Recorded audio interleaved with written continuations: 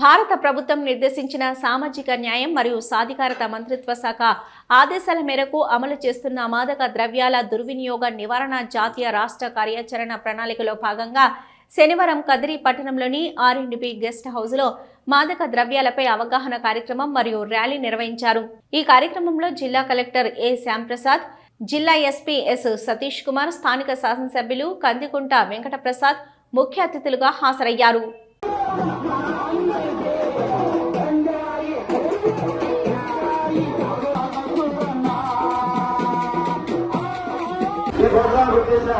మన ప్రియతమ MLA drugs ర్యాలీకి మరియు అంకిమిటి మేడానికి స్వాగతం సుస్వాగతం సార్. చాలా సంతోషం.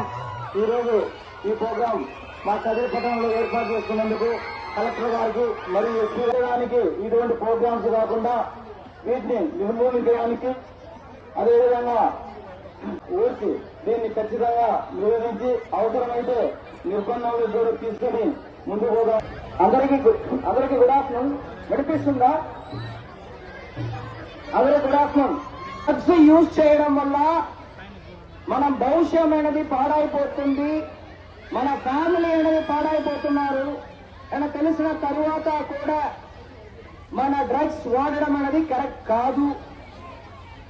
డ్రగ్స్ వాడడం వల్ల మన మెంటల్ హెల్త్, ఫ్యామిలీ, తర్వాత లీగల్ పరంగా చట్టపరంగా ఏమేమి తీసుకుంటున్నామన్నది మీ అందరికీ కూడా తెలియాలి. ఇక్కడ వచ్చిన వాళ్ళందరూ కూడా మిగిలిన వాళ్ళకి చెప్పాలి. దానికోసమే ఈ రోజు ఇక్కడ అందరూ గ్యాదర్ అవడం జరిగింది. స్కూల్ పిల్లలు ఉన్నారు, NGOs ఉన్నారు, ఆటో నడుపుతున్న వాళ్ళు ఉన్నారు, అన్ని మతాల వాళ్ళు, కులాల వాళ్ళు అందరూ ఉన్నారు. మీరు ఈ గంజా కానీ ఏ విధమైన డ్రగ్ కూడా మనం వాడకూడదు అనే ఒక మెసేజ్ ని మీ అందరికీ పంపించాలన్న ఉద్దేశంతో పాటు ఈరోజు honourable collector sir, honourable MLA గారు అందరినీ కూడా ఈరోజు ఇక్కడ ఇన్వైట్ చేయడం జరిగింది. ఈ మెసేజ్ అనేది అందరికీ చేరాలనే ఉద్దేశంతో పాటు పిల్లల ద్వారానే, పిల్లలు పెద్దవాళ్ళు మీ అందరి ద్వారా ఈ మెసేజ్ అందరికీ చేరాలనే ఉద్దేశంతో పాటు ఈరోజు ఇక్కడ ఈ గ్యాదరింగ్ చేస్తూ తర్వాత ఇక్కడ నుంచి ఒక ర్యాలీ చేయడం వల్ల ఈ మెసేజ్ అనేది ప్రతి ఒక్కరికి చేరాలనేది కోరుకుంటున్నాము. అదేవిధంగా మీరు బట్టి మీకు గుర్తుంచుకోవాలి. సో ఎనీ డ్రగ్ అంటే దాదాపు 40-42 మంది ఉన్నారు గంజా కేసెస్ లో ఇన్వాల్వ్ అయిన వాళ్ళపైన స్పెషల్ నిఘా పెడుతున్నాము. వాళ్ళపైన PD యాక్ట్ పెడుతున్నాము, నగర బహిష్కరణ యాక్ట్ పెడుతున్నాము. వాళ్ళకి శిక్ష పడిందంటే 7 సంవత్సరంకి, అంటే వాళ్ళకి దగ్గర దొరికిన గంజాని బట్టి 7 సంవత్సరం నుంచి 22 సంవత్సరం, 24 సంవత్సరం వరకు శిక్ష కూడా పడతాయి.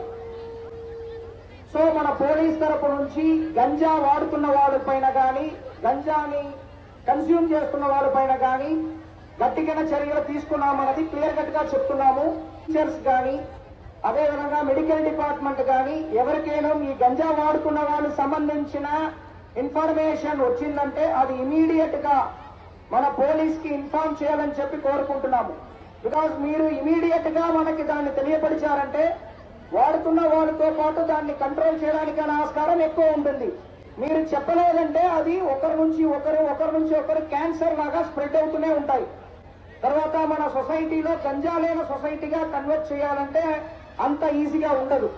కాబట్టి పేరెంట్స్ కూడా నా అబ్బాయి పోలీస్ కి తెలియకూడదన్న ఉద్దేశంతో పాటు మీరు బయటకు చెప్పరు. దీనివల్ల ఏమవుతాయి, మీ దగ్గర ఉన్న మీ అబ్బాయి దగ్గర నుంచి వాళ్ళ ఫ్రెండ్స్ దగ్గర నుంచి మీ ఏరియా అలాగా అది స్ప్రెడ్ అవుతుంటాయి. కాబట్టి మీరు అందరూ కూడా పోలీస్ కి కోఆపరేట్ చేయాలని చెప్పి కోరుకుంటున్నాము.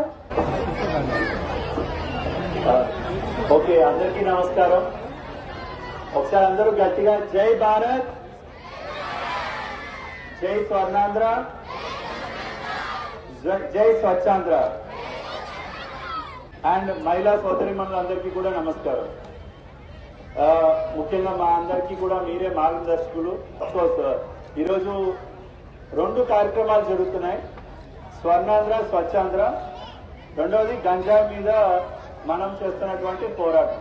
ఈ 2 కూడా మన రాష్ట్ర ప్రభుత్వం చాలా ప్రత్యేకంగా తీసుకుంటారు.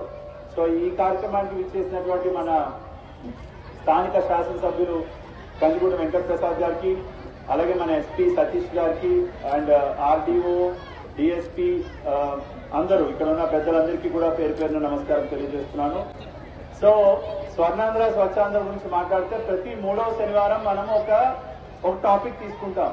ఒకరోజు ఈ వేస్ట్, ఒకరోజు తడి చెత్త, పొడి చెత్త, ఒకరోజు మన కంపోస్ట్ ఎరువుని తయారు చేసుకోవడం, లేదంటే పర్యావరణాన్ని ప్లాస్టిక్ ని వినియోగించకూడదు. ఇలా మనం చాలా చాలా చెప్పుకుంటాం. అంటే పర్యావరణం మీద మనం కేవలం మాటలు కాకుండా చేతల్లో పని చేస్తేనే దాన్ని సాధించగలుగుతాం.